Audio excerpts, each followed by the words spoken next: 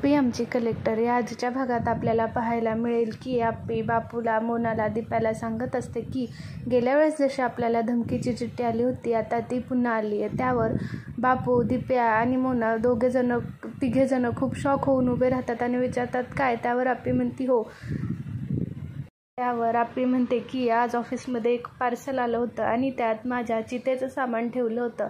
त्या चिठ्ठीत लिहिलं होतं की जर आता तुम्ही ड्रग्सवरची कारवाई थांबवली नाही तर तुम्हाला परत हे जग पाहायला भेटणार नाही. हे सामान तुमच्यासाठी. हुशार असला तर तुम्ही आत्ता कारवाई थांबवा.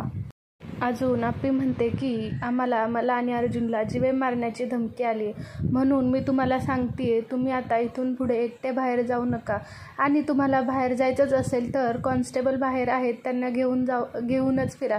त्यावर मोना म्हणते की अरे बापरे, तुम्हाला नक्की कोण मारण्याचा प्रयत्न करतंय? आणि सिम्बाला पण सांगते की अमोल आता तू इथून पुढे कुणाच्या घरीही जायचं नाही आणि खेळायलाही जायचं नाही. त्यावर सिम्बा म्हणतो की म्हणजे मी कोणाच्याच घरी जायचं नाही. त्यावर अप्पी बोलते की अजिबात नाही.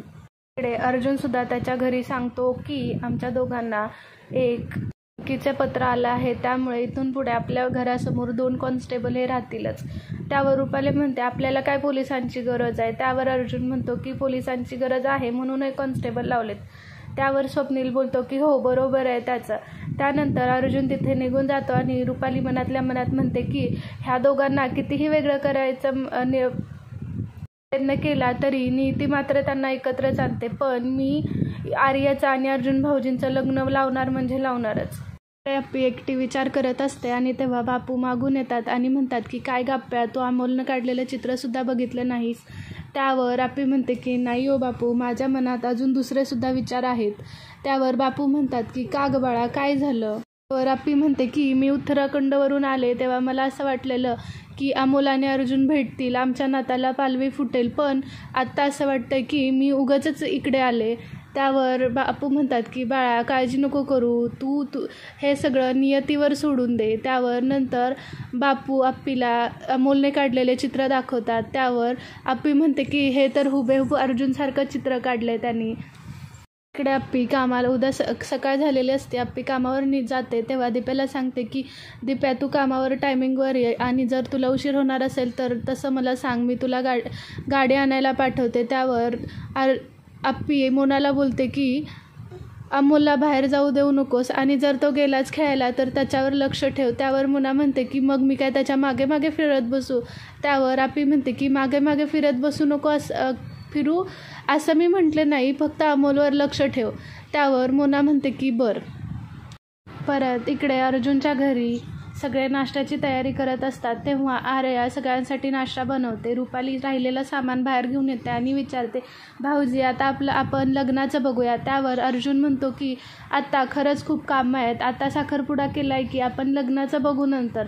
त्यावर स्वप्नील म्हणतो की अरे आपण बघू नंतर, फक्त तू सांग कधी करायचं ते. आपल्याला आर्याच्या आईशी पण लग्नाची बोलणी करायची आहे. त्यावर अर्जुन म्हणतो की मी आत्ता खूप थकलोय, आपण नंतर बोलू. एकदा हे धमकीचं प्रकरण मिटलं की आपण या विषयावर परत बोलू. पर्यंत प्लीज कुणीसुद्धा लग्नाचा विषय तेवढा काढू नका. इकडे अमोलनी काढलेली चित्र बापूंजवळ घेऊन जातो आणि विचारतो मला सांगा ना माझी आणि शहनशाहची ओळख कशी झाली, त्यांची लव्ह स्टोरी कशी चालू झाली? त्यावर बापू म्हणतात की तुला काय ऐकायचं आहे? त्यावर अमोल म्हणतो की सांगा ना बाबा. त्यानंतर बापू म्हणतात की बरं या इकडे सांगतो. आणि तेव्हा ते बापू त्यांच्या लग्नाची लव्ह स्टोरी सांगायला सुरुवात करतात आणि लव्ह स्टोरी सांगतात आणि म्हणतात की थांब आता मला देवपूजा करू दे.